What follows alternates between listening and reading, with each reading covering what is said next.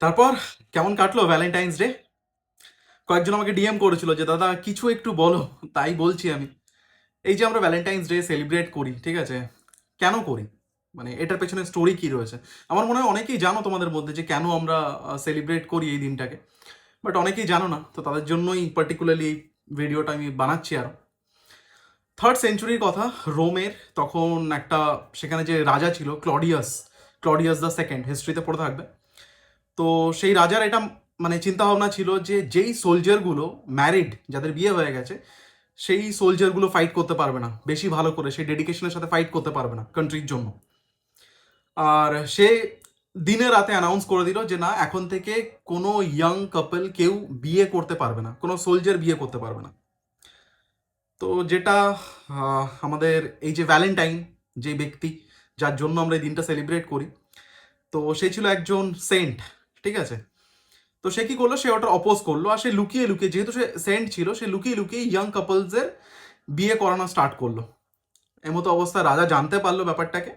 রাজা জানার পরে তাকে ধরে জেলে ভরে দেওয়া হলো, আর তাকে সাজা শোনানো হলো যে সে মানে ফাঁসি দিয়ে তাকে মৃত্যু দেওয়া হবে।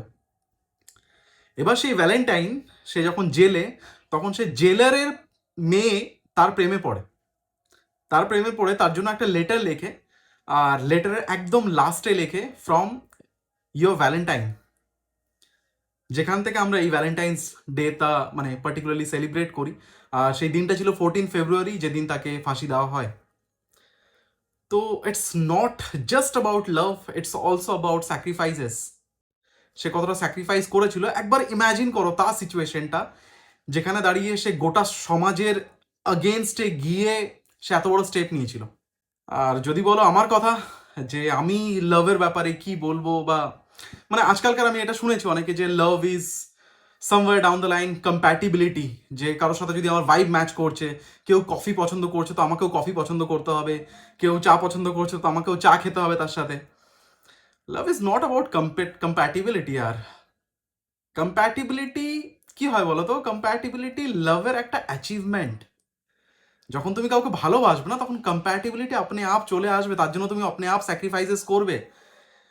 আর মোরলেস, কালকে শিবরাত্রি, তো যত কাপলস আজকে দিনটাকে সেলিব্রেট করেছো, সবাইকে আমি জাস্ট একটা ছোট্ট একটাই মেসেজ দেবো যে প্লিজ কালকের দিনটাও তোমরা সেলিব্রেট করো, শিবের মাথায় জল ঢেলো, একটু আশীর্বাদ নিও।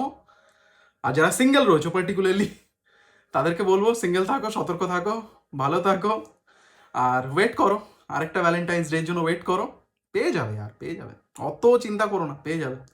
Cheers, thank you.